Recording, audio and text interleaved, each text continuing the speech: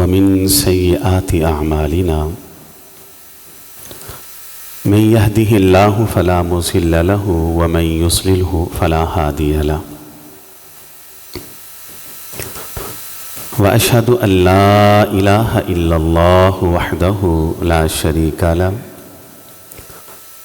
وأشهد أن محمدًا عبده ورسوله صلى الله عليه وسلم يا أيها الذين آمنوا اتقوا الله حق تقاته ولا تموتن إلا وأنتم مسلمون يا أيها الناس اتقوا ربكم الذي خلقكم من نفس واحدة وخلق منها زوجها وبث منهما رجالا كثيرا ونساء واتقوا الله الذي تساءلون به والأرحام إن الله كان عليكم رقيبا يا أيها الذين آمنوا اتقوا الله وقولوا قولا سديدا يصلح لكم أعمالكم ويغفر لكم ذنوبكم ومن يطع الله ورسوله فقد فاز فوزا عظيما أما بعد فإن خير الحديث كتاب الله وخير الهدي هدي محمد صلى الله عليه وسلم فإن شر الأمور محدثاتها وكل محدثة بدعة وكل بدعة ضلالة وكل ضلالة في النار أعوذ بالله السميع العليم من الشيطان الرجيم من همزه ونفخه ونفثه بسم الله الرحمن الرحيم فإن آمنوا بمثل ما آمنتم به فقد اهتدوا ایمان جس کو صحابہ کرام نے سمجھا وہ ظاہری علامتیں نہیں تھیں، یعنی کوئی پگڑی، کوئی چھلا، کوئی ٹوپی، کوئی جبہ، کوئی جھنڈا، کوئی زندہ باد کا نعرہ، کوئی مردہ باد کا نعرہ، یہ ایمان کی علامت نہیں۔ ایمان کیا ہے؟ نہ ذاتی کسی خواہش کا نام ایمان ہے کہ مجھے ایک چیز اچھی لگی میں اسے کر لوں، یہ بھی ایمان نہیں۔ ایمان کیا ہے؟ کلمے کو پڑھیں، اس کے معنی مفاہیم کو سمجھیں، اس فہم کو اپنے دل کے اندر جاگزین کریں اور ساری عمر اس کے اوپر عمل پیرا رہے۔ آج ایک بڑی تعداد ان لوگوں کی جو اپنے آپ کو مسلمان کہتے لیکن لا الہ الا اللہ محمد الرسول اللہ، یہ جو کلمہ ہم پڑھتے ہیں اس کے فہم کو نہیں سمجھ سکے، اور ایسے لوگوں کے لیے تو اس حوالے سے ڈوب مرنے کا مقام ہے کہ جو مشرکین مکہ تھے، کفار مکہ، ابو جہل، ابو لہب، یہ عتبہ، یہ شیبہ، یہ مانے نہیں ہیں لیکن یہ کلمے کے مفہوم کو سمجھتے تھے، وہ اس کے فہم کو سمجھ گئے جس کا تذکرہ قرآن میں جب آپ نے کہا قولوا لا الہ الا اللہ، انہوں نے آگے سے کیا جواب دیا؟ اجعل الآلہۃ الہا واحدا، یہ کیسی دعوت ہے کہ کہتا ہے کہ ایمان لاؤ جس کا معنی یہ ہے کہ میں تمام بتوں کو چھوڑنا ہوگا، ایک الہ کو ماننا ہوگا، لات، یہ منات، یہ عزا، اور یہ جو 360 بت ہم نے بیت اللہ کے اندر گاڑے ہیں، لا الہ الا اللہ کا معنی یہ ہے کہ ان سب کو چھوڑنا ہے، وہ سمجھ گئے، مانے نہیں، لیکن کلمے کا فہم ان کو ہو گیا۔ کلمے کا فہم یہ ہے کہ دنیا کے سارے جھوٹے خداؤں کا اب انکار، معبودان باطل کا انکار، ایک اللہ کی الوہیت کا اقرار۔ ایک بڑی تعداد پاک و ہند کے اندر ایسی موجود ہے جو کلمے کا یہ معنی کرتے ہیں کہ اللہ سے ہونے کا یقین اور مخلوق سے نہ ہونے کا یقین۔ یہ کلمے کا معنی نہیں، کلمے کا یہ معنی ہے ہی نہیں۔ کلمے کا معنی کیا ہے؟ لا الہ۔ یہ لا جو ہے یہ ایک تلوار ہے، یہ توحید کی تلوار ہے۔ لا الہ جو دنیا کے سارے جھوٹے خداؤں کی گردن کے اوپر وار کرتی ہے اور سب کو کاٹ کے رکھ دیتی ہے، الا اللہ، اور ایک اللہ کی توحید کا اقرار سکھاتی کہ اس دنیا کے اندر جتنے بھی جھوٹے خدا ہیں سب کے سب عبادت کے لائق نہیں، جھوٹے ہیں۔ عبادت کے لائق اگر کوئی ذات ہے تو وہ کون ہے؟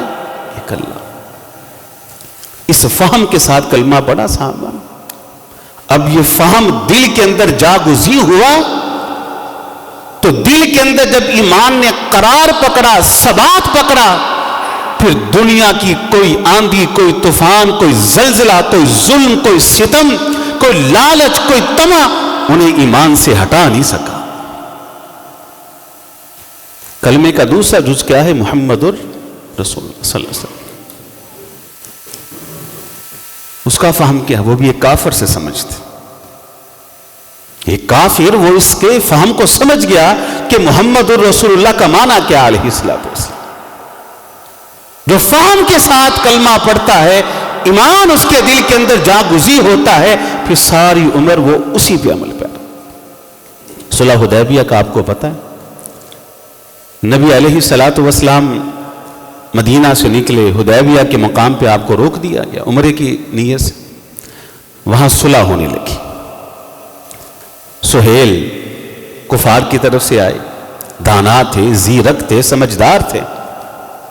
جیسے ہی آئے تو معاہدہ لکھا جانے لگا، صحیح بخاری میں۔ معاہدے میں الفاظ کیا تھے؟ ما قال علیہ۔ یہ معاہدہ ہے دو لوگوں کے درمیان، ایک محمد الرسول اللہ صلی اللہ علیہ وسلم اور دوسرے سہیل۔ جب یہ بات لکھی گئی اور سہیل نے اس بات کو پڑھا، کہتے ہیں نہیں، یہ محمد الرسول اللہ ختم کریں، یہاں محمد بن عبداللہ لکھے۔ آگے اپنا فہم بتاتے، کہتے ہیں محمد علیہ السلام، لو نعلم انک رسول اللہ، اگر ہم یہ مان لیں کہ آپ اللہ کے رسول ہیں، لو نعلم انک رسول اللہ، اگر ہم یہ جان لیں اور مان لیں کہ آپ اللہ کے رسول ہیں، لاتبعناک، تو پھر ہمارے اوپر آپ کی پیروی فرض ہو جاتی ہے۔ ہم تو مانتے ہی نہیں۔ اگر ہم یہ مان لیں تو پھر آپ کی اطاعت ہمارے اوپر کیا ہے؟ فرض ہے۔ یہ فہم ہے کلمے کا۔ اس فہم کے ساتھ جس نے کلمہ پڑھا، یہ فہم پھر دل کے اندر جاگزی ہوا اور اس کے بعد پھر دل کے اندر قرار پکڑتا ہے، پھر دنیا کی کوئی طاقت اسے ایمان سے ہلا نہیں سکتی۔ وہ گزشتہ خطبہ جمعہ میں آپ نے سنا، ہرقل نے سوال کیا تھا کہ ابو سفیان یہ بتا کہ محمد علیہ الصلوۃ والسلام اس کے ساتھیوں میں کوئی ایک ایسا تم کو ملا کہ ایمان لانے کے بعد دوبارہ مرتد ہوا؟ اس نے کہا کوئی نہیں، ہم نے ظلم بڑے کیے، ستم بڑے کیے، لیکن کوئی ظلم، کوئی ستم انہیں ایمان سے ہلا نہیں سکا۔ کوئی لالچ انسان کو نہیں ہلا پاتا۔ حضرت عمر رضی اللہ تعالیٰ ان کے دور خلافت میں وہ حضرت بلال کو بلاتے رضی اللہ تعالیٰ، کہتے ہیں بلال آج میں تیرے وجود کے ان زخموں کو دیکھنا چاہتا ہوں جو مکہ کے اندر تمہیں لگے، جو مکہ میں لگے۔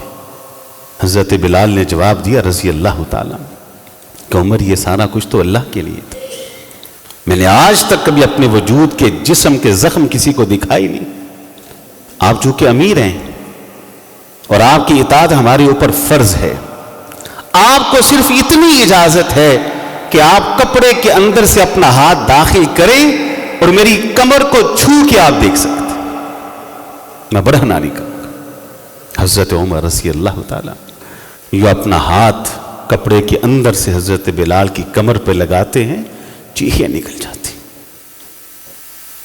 عمر جیسا جرحی، بہادر، دلیر، جب ہاتھ حضرت بلال کی کمر پہ لگا اور چھوا، چیخیں نکلی، فجعل یبکی، رونا شروع ہو گیا۔ کہا بلال اتنا ستم، اتنا ظلم، سالوں بعد میں نے تیرے کمر پہ ہاتھ لگایا ہے تو ہڈیوں کا ڈھانچہ ہے، گوشت تو نظر ہی نہیں آتا۔ اب یہ کیا تھا کہ ظاہری ایمان نہیں تھا، کوئی جھنڈا پکڑا ہے، کوئی زندہ باد مردہ باد کا نعرہ لگا رہے ہیں۔ ایمان کیا تھا؟ زبان سے کہا، پورے فہم کے ساتھ کلمہ پڑھا، پھر یہ کلمہ اور ایمان دل کے اندر جا گزی ہوا، جلتے انگاروں پہ لٹے، لیکن کبھی ایمان کو نہیں چھوڑا۔ عمر رو رہے ہیں۔ کہا بلال اتنا ستم اور تیری کمر کی حالت، اور بلال نے ساری عمر اپنی کمر کسی کو دکھائی بھی نہیں۔ یہ ہے وہ ایمان، جب دل میں جاگزی ہوتا ہے پھر کوئی غم، کوئی ستم، انسان کو کوئی پریشانی، وہ ایمان سے ہٹا نہیں سکتی۔ کوئی لالچ نہیں، یہ ذات صحابہ کا ایمان۔ لالچ، وہ حضرت کعب رضی اللہ تعالی، صحیح بخاری میں واقعہ موجود ہے، غزوہ تبوک سے پیچھے رہ گئے، کوئی عذر نہیں تھا، سستی تھی۔ نبی علیہ الصلوۃ والسلام غزوہ تبوک سے واپس پلٹے، کہا بائیکاٹ کرو۔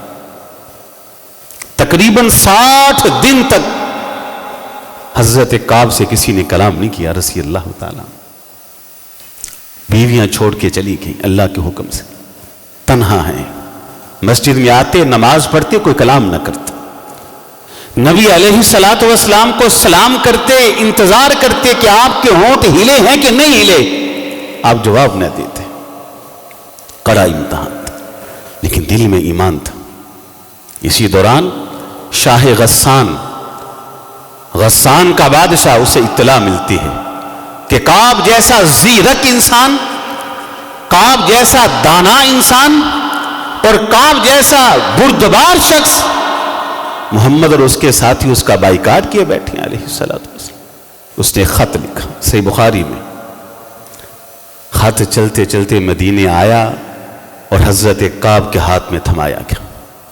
حضرت کعب نے خط پڑھا، اس میں لکھا تھا، میں غسان کا بادشاہ تمہیں دعوت دیتا ہوں، مجھے معلوم ہوا ہے کہ تیرے ساتھی محمد نے تم کو چھوڑ دیا علیہ الصلوۃ والسلام، تو ایک زیرک انسان ہے، تو مدینہ کے اندر ضائع ہو رہا ہے۔ آگے سنیے، کہا کعب تو مدینہ چھوڑ کے میرے پاس آ جا، میں غسان کی آدھی سلطنت تمہیں دے دوں گا۔ آدھی سلطنت، غور کریں کتنا بڑا لالچ۔ حضرت کعب جیسے ہی خط کو پڑھتے ہیں، زاروں کی طرح رونا شروع کرتے۔ کیا کہا؟ کہا اللہ، وہ آزمائش تو میرے سامنے تھی، یہ دکھ تو میرے سامنے تھا کہ میرے ساتھی مجھ سے کلام نہیں کر رہے، لیکن یہ آزمائش اس سے بھی کڑی ہے، یہ امتحان اس سے بھی سخت ہے۔ دل میں ایمان تھا، کوئی لالچ ان کو ڈگمگا نہ دی۔ خط پکڑا، جو خط لے کے آیا تھا اسے کہا ادھر آ۔ پاس آگ جل رہی تھی، تندور تھا، اس خط کو تندور کے اندر پھینکا، کہا جا اور اپنے غسان کے بادشاہ کو کہنا کہ تیری سلطنت، تیری یہ حکمرانی کعب کے جوتے کی نوک کے اوپر ہے، محمد کو کبھی نہیں میں چھوڑ سکتا علیہ السلام۔ اللہ، یہ ایمان ہے، یہ ایمان ہے، ایمان جو دل کے اندر ثبات، جب دل میں جگہ پکڑتا ہے تو ساری زندگی انسان کا عمل اس کی گواہی دیتا، زبان گواہی نہیں دیتی، انسان کا عمل اس کی گواہی دیتا۔ پھر کوئی لالچ، کوئی तमा इंसान को हिला नहीं सकता। अहल सुन्ना के इमाम हैं इमाम अहमद इब्न हंबल रज़ी रहमहुल्लाह ताला। इमाम अहमद इब्न हंबल, उनके दौर के अंदर फितना खड़ा हुआ खल्क़े कुरान का कि कुरान अल्लाह की मखलूक है, लेकिन ये अल्लाह की मखलूक नहीं, अल्लाह का कलाम है। हजरत अहमद मैदान के अंदर आए, कहा नहीं, ये कुरान अल्लाह की मखलूक नहीं है, ये अल्लाह का कलाम है। मुतज़िला उस वक्त एक गुमराह फिरका था, वो समझते थे कि ये कलाम करना अल्लाह ताला की तौहीन है। अस्तग़फिरुल्लाह। क्यों? वो कहते थे कलाम के लिए जुबान का होना जरूरी है, हलक का होना जरूरी है, दांतों का होना जरूरी है। कितने हुरूफ हैं जो हलक से अदा होते हैं, कितने हुरूफ हैं जो दांतों के जरिए और जुबान के जरिए अदा होते हैं। अगर ये माना जाए कि अल्लाह कलाम करते हैं तो फिर मानना पड़ेगा कि अल्लाह के होंठ हैं, दांत हैं, हलक है। लिहाजा ये कहते थे कि ये कुरान अल्लाह का कलाम नहीं, अल्लाह की मखलूक है। हालांकि उनको ये इल्म नहीं था कि कलाम करने के लिए जुबान, होंठ और हलक, अल्लाह इसके मोहताज तो नहीं है। अल्लाह इसके मोहताज तो नहीं है। अल्लाह ताला ने जमीन से कलाम नहीं किया, अल्लाह ने आसमानों से कलाम नहीं किया, अल्लाह ने अशजार पहाड़ों से कलाम नहीं किया, अल्लाह ने उनको कुन नहीं कहा और कुन कह के उनका वजूद दुनिया के अंदर नहीं आया। हलक का होना जरूरी नहीं है कलाम के लिए। जैसे वो सही बुखारी में हदीस, साहबी कहते हैं कि हम अल्लाह के रसूल के साथ अलैहिस्सलातु वस्सलाम खाना खा रहे होते और हम देखते कि बसा औकात आप रोटी का लुकमा तोड़ते, रोटी का लुकमा तोड़ते और वो लुकमा आपके हाथ के अंदर होता और वो लुकमा अल्लाह की तस्बीह बयान कर रहा होता और हम सुनते, वो लुकमा क्या कहता? सुबहान अल्लाह, अल्लाह की तारीफ कर रहा होता। अब लुकमे की कौन सी जुबान होती, कौन सा उसका हलक होता है, कौन से उसके दांत होते? बल्कि रसूलुल्लाह सल्लल्लाहु अलैहि वसल्लम शाद फरमाते हैं, अना आरिफु हाजरन मिन मक्का, मुझे मक्का के अंदर एक ऐसा हजर, ऐसे पत्थर को मैं जानता हूं। एक ऐसा पत्थर मक्का के अंदर मौजूद है जिसे मैं जानता हूं, तुम्हें नहीं बताऊंगा कि नबी बनने से पहले जब मैं उस पत्थर के करीब से गुजरता, वो पत्थर मुझे सलाम किया करता था। और पत्थर की कौन सी जुबान होती, कौन सा हलक होता है, कौन से दांत और कौन सा उसका मुंह होता है? वो कलाम कर रहा है। तो ये उनको मुगालता था कि कुरान अल्लाह की मखलूक है, कलाम नहीं। अहमद इब्न हंबल मैदान के अंदर आए और कहा, जो बंदा ये कहे कि कुरान अल्लाह की मखलूक है, वो समझ ले वो हक पर नहीं। हक ये है कि कुरान अल्लाह का कलाम है। यहां एक बात समझिए, वो बात यह है कि हजरत अहमद इब्न हंबल ने, जो हमारे असलाफ हैं, एक कायदा दिया कि यह अकीदा कुफरिया है, लेकिन उन्होंने हाकिम वक़्त के ऊपर कुफर का फतवा नहीं लगाया, उसकी तकफीर नहीं की, उनके खिलाफ खुरूज नहीं किया।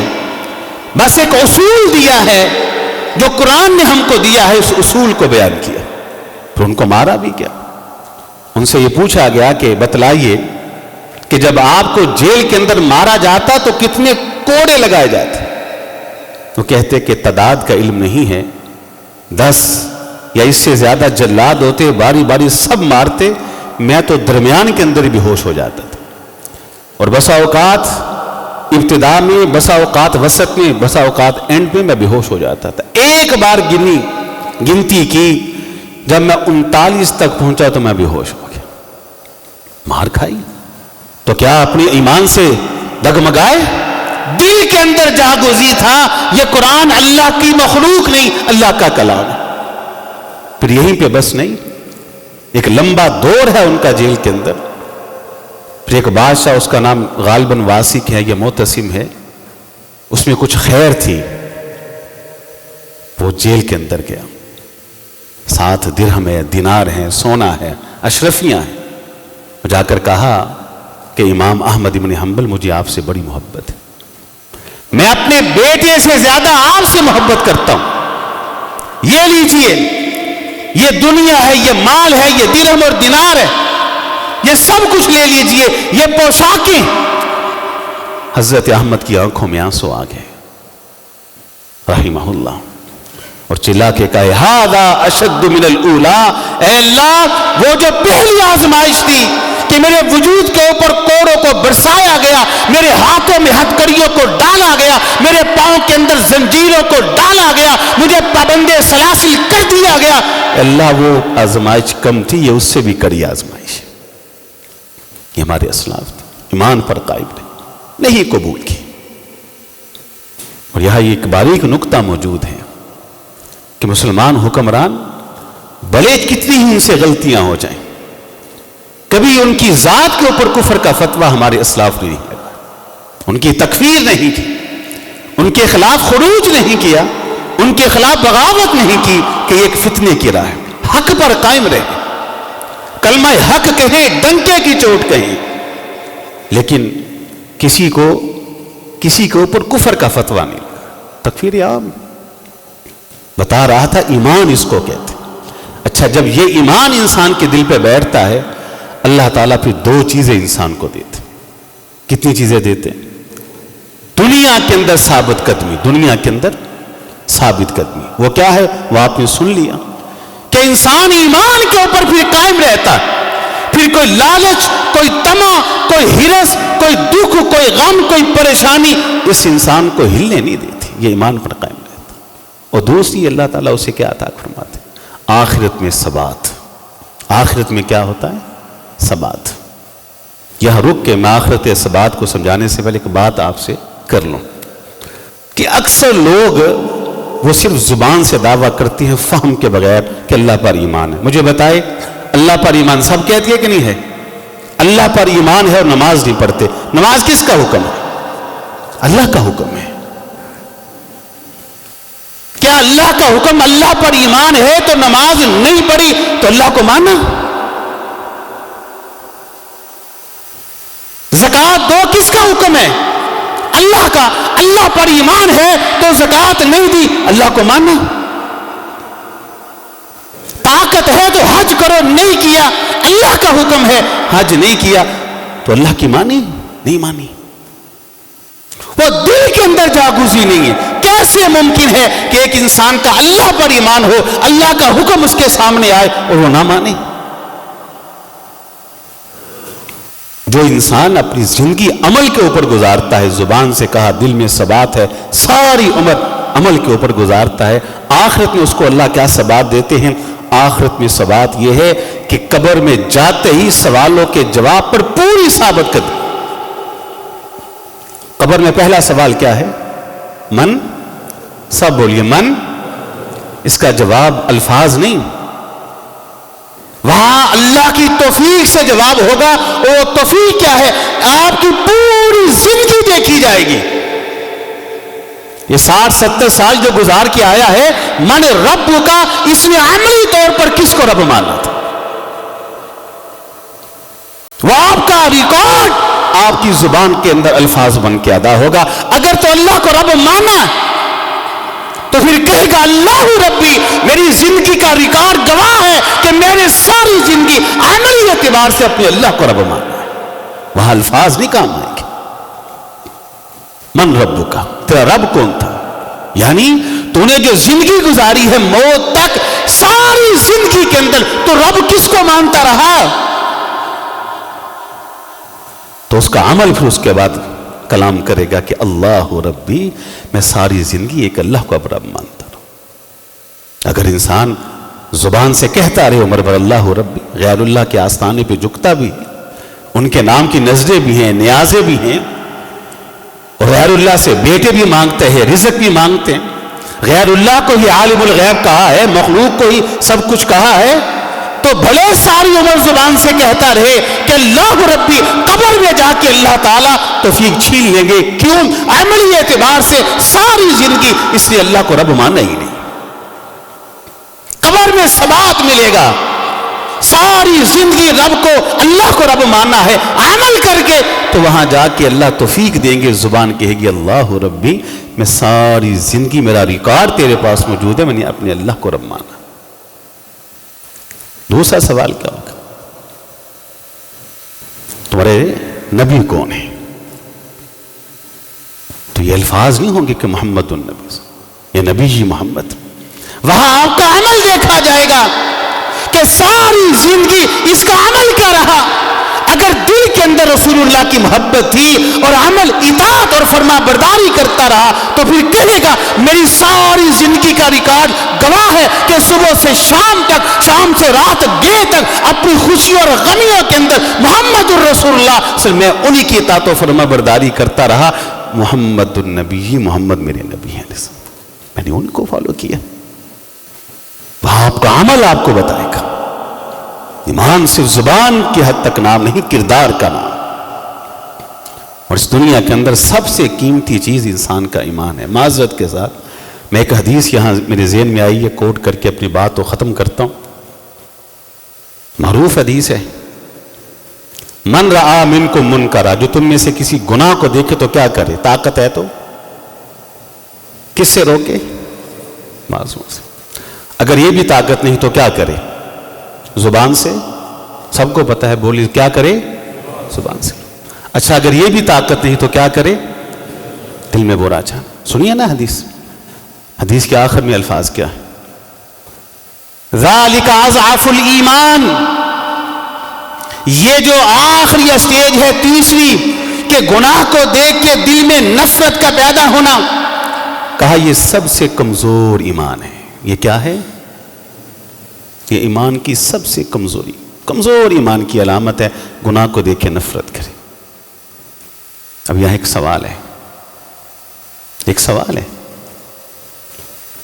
گناہ دیکھ کے نہیں، منکر دیکھ کے نہیں، برائی دیکھ کے نہیں، نافرمانی دیکھ کے نہیں، دل پہ ہاتھ رکھ کے بتائیے کہ گناہ خود کر کے بندہ خوش ہو تو پھر خود گناہ کیا ہے اور وہ گناہ کر کے خوش ہو رہا ہے، دل کے اندر خوشی ہے، تب معذرت کے ساتھ معاف کر دیجئے گا، مجھے ذرا بتلائیے کہ جب داڑھی کو مونڈتے ہیں اور آئینے کے سامنے کھڑے ہوتے ہیں خوش ہوتی ہیں کہ دل میں نفرت ہوتی ہے؟ موسیقی اور آلات موسیقی، یہ گانا بجانا جب بجتا ہے، یہ نوجوان جب ناچتا ہے، اچھلتا ہے، کودتا ہے، خوشی سے نفرت سے؟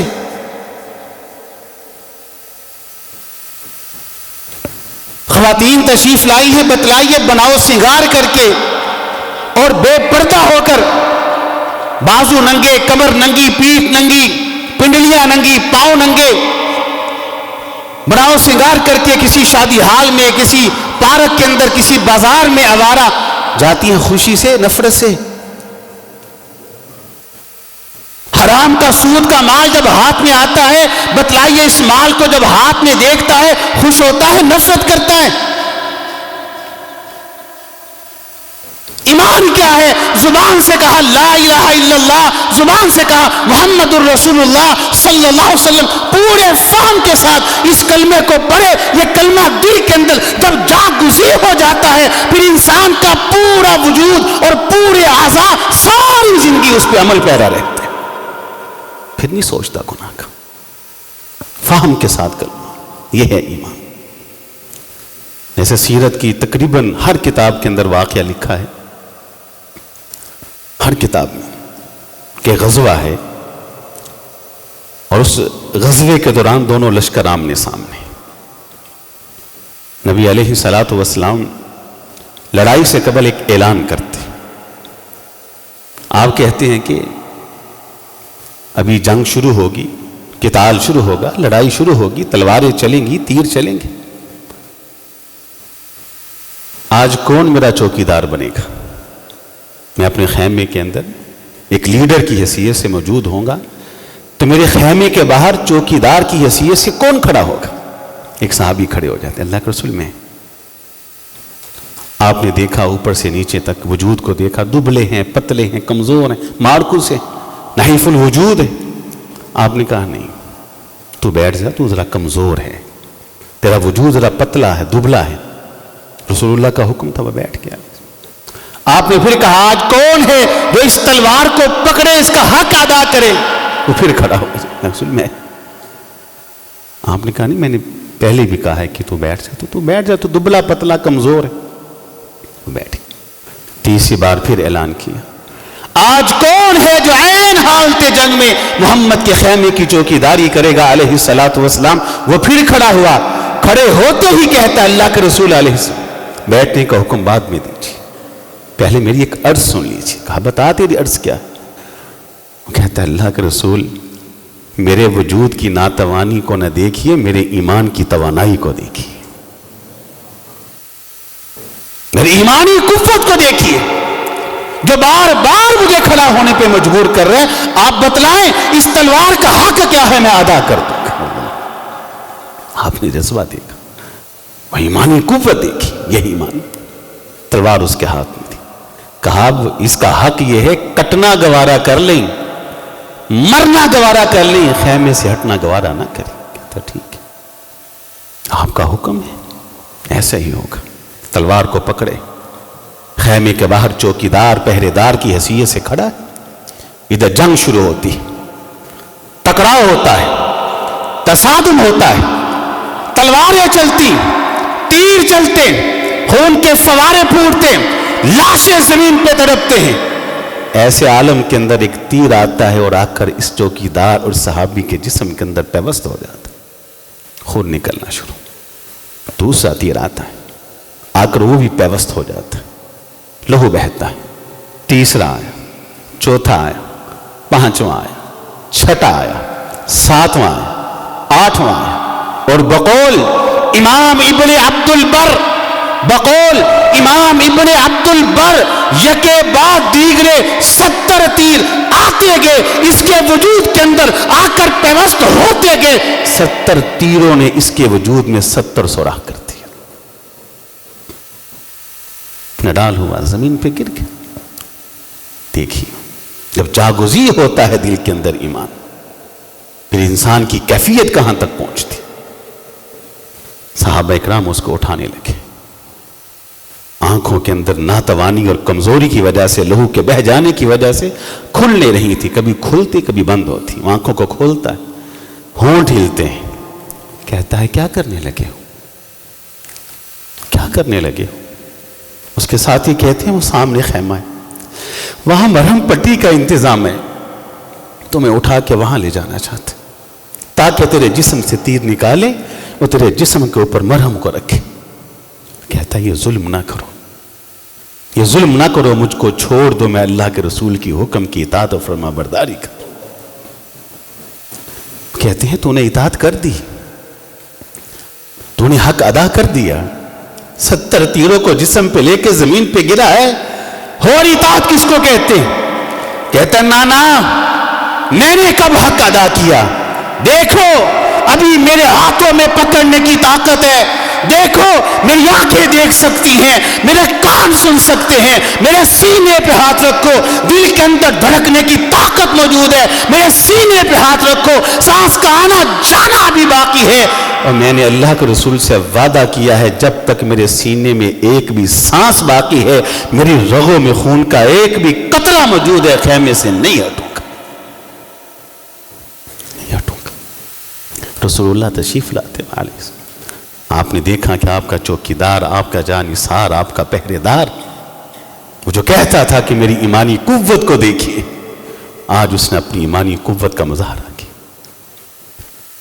گرا پڑا ہے، آپ اس کے سر کو اٹھاتے ہیں، اپنی گود میں رکھتے ہیں، ایسے ہی گود میں رکھا، اپنی نگاہوں کو کھولتا ہے، سامنے اس کو چہرہ نبوت دکھائی دیتا۔ نبی علیہ الصلوۃ والسلام اپنے نازک اور مبارک ہتھیلی کو یوں کی آنکھوں میں رکھتے، کہتا اللہ کے رسول ہاتھ ہٹا لیجیے، اپنی اس ہتھیلی کو ہٹا لیجیے۔ پوچھا کس لیے؟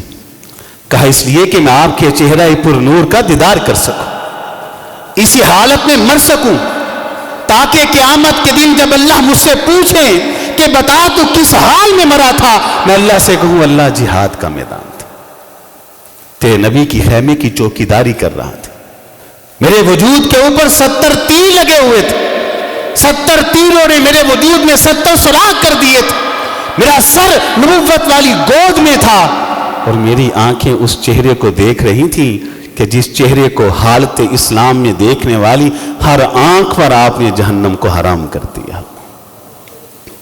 ایمان اس کو کہتے، جو زبان سے کہا، فہم کے ساتھ پڑھا، وہ دل کے اندر جاگزی ہوا، پھر ساری عمر پورا جسم اس کے اوپر ثبات اور استقامت اختیار کرے، پھر دنیا کی کوئی قوت کوئی طاقت انسان کو ہلا نہ سکے۔ اللہ سمجھ کے عمل کی توفیق عطا۔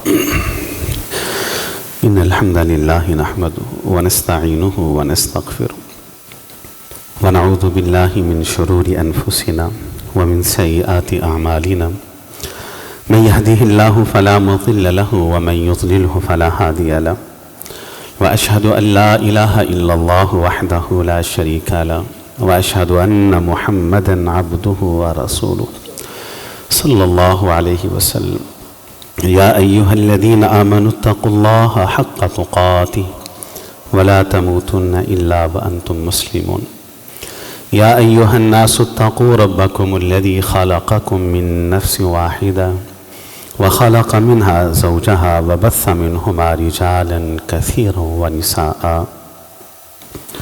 واتقوا الله الذي تساءلون به والأرحام إن الله كان عليكم رقيبا يا أيها الذين آمنوا اتقوا الله وقولوا قولا سديدا يصلح لكم أعمالكم ويغفر لكم ذنوبكم ومن يطع الله ورسوله فقد فاز فوزا عظيما أما بعد فإن خير الحديث كتاب الله وخير الهدي هدي محمد صلى الله عليه وسلم فإن شر الأمور محدثاتها وكل محدثة بدعة وكل بدعة ضلالة وكل ضلالة في النار أعوذ بالله السميع العليم من الشيطان الرجيم من همزه ونفخه ونفثه بسم الله الرحمن الرحيم فإن آمنوا بمثل ما آمنتم به فقد اهتدوا۔ خلاصہ کلام یہ ہے کہ قرآن مجید کے اندر حضرات صحابہ کے ایمان کو ہمارے لیے ایک مثال اور رول ماڈل قرار دیا گیا۔ صحابہ اکرام کا جو ایمان تھا وہ ظاہری نہیں تھا کہ آپ کسی جھنڈے کو پکڑیں، کسی پگڑی کو پہنیں، کوئی زندہ باد مردہ باد کا نعرہ لگائیں، بلکہ ان کا ایمان تھا کہ جو کلمہ پڑھا ہے اس کو فہم کے ساتھ پڑھا ہے، پھر وہ فہم دل کے اندر جاگزی ہوا ہے، اور پھر جو دل کے اندر موجود ہے ساری زندگی اس کے اوپر عمل پیرا رہا۔ یہ جو ایمان ہوتا ہے، جو انسان کے دل کے اندر جاگزی ہوتا ہے، پھر انسان دنیا کے کسی لالچ، دنیا کی کسی تکلیف کی وجہ سے ایمان کے اوپر کمپرومائز اور سمجھوتا نہیں کرتا، بلکہ ہمیشہ اللہ کی توحید کے اوپر قائم رہتا ہے اور رسول اللہ کی اطاعت کے اوپر، اتباع کے اوپر قائم رہتا ہے۔ اللہ سے دعا ہے کہ اللہ اس کہنے والے کو بھی اور سب سننے والوں کو صحابہ کے ایمان جیسا ایمان عطا فرمائے۔ یہ کچھ دعاؤں کی درخواستیں آئی ہیں۔ جی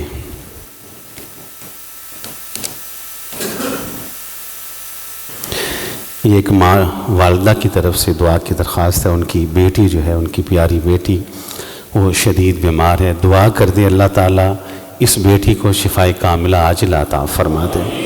ایک اور دعا کی درخواست آئی ہے، وہ بھی ایک بہنہ کی طرف سے ہے، ان کے لیے بھی خصوصی دعا کریں، اللہ یہ بے اولاد ہے، ان کو نیک اولاد عطا فرما دے۔ ایک ہمارے بھائی ہیں، انہوں نے دعا کی درخواست کی، ان کی امی جان بیمار ہیں، دعا کر دیں اللہ ان کی والدہ محترمہ کو شفائے کاملہ عاجلہ عطا فرما۔ سب کے لیے دعا کر دیں، اے اللہ میں آپ سے درتے دل سے دعا کرتا ہوں، اللہ ہماری توحید کو شرک سے پاک کرتے، اللہ ہماری توحید کو شرک سے پاک کرتے، اللہ ہمارے ایمان کو کفر سے پاک کرتے، اللہ ہمارے دل کو ہر قسم کی ریاکاری سے پاک کرتے، اللہ ہمارے عمل کو ریاکاری اور نفاق سے پاک کرتے، اللہ ہمیں ایمان پر ثابت قدمی عطا فرما، اللہ ہمیں ایمان پر ثابت قدمی عطا فرما، اللہ ہمارے دل کو ایمان کے نور سے بھر دے، اللہ ہمارے دلوں کو تقوی کے نور سے بھر دے، اے اللہ اس دل کے اندر جتنی باطن بیماریاں ہیں سب نکال، اپنا تقوی اور ایمان اس کے اندر بھر دے۔ اے اللہ میں درد دل سے آپ سے دعا کرتا ہوں، اے اللہ لا الہ الا اللہ اس کلمے کو ہم سب کی زبان کا آخری کلمہ بنا دینا۔ اللہ لا الہ الا اللہ اس ورد کو ہم سب کی زبان کا آخری ورد اور وظیفہ بنا دینا۔ اے اللہ ہم سب جب قبر میں جائیں تو اللہ عقیدہ توحید کے ساتھ قبر میں جائیں، ایمان کے ساتھ قبر میں جائیں۔ اللہ ہم سب بھی جب قبر کے اندر پہنچ جائیں تو اللہ ہم سب کی قبروں کو بھی جنت کے باغوں میں سے ایک باغ بنا دینا۔ اللہ ہم سب کو بھی علیین کے اندر اونچا بلند مقام عطا فرما دینا۔ اللہ قبر میں جائیں تو ہم سب کے وجود کے اوپر بھی جنت کا لباس ڈال دینا۔ اللہ جمیع کائنات کے ایمان والے، جمیع کائنات کے توحید والے جو فوت ہو چکے ہیں، اللہ سب کے گناہوں کو معاف فرما، اللہ سب کی بخشش فرما دے، اللہ سب کو علیین کے اندر اونچا اور بلند مقام اور مرتبہ عطا فرما۔ اللہ ہم جو زندہ ہیں ہمیں ایمان کے اوپر ثابت قدمی عطا فرما۔ ربنا آتنا فی الدنیا حسنہ وفی الآخرۃ حسنہ وقنا عذاب النار۔ سبحان ربک رب العزۃ عما یصفون وسلام علی المرسلین والحمد للہ۔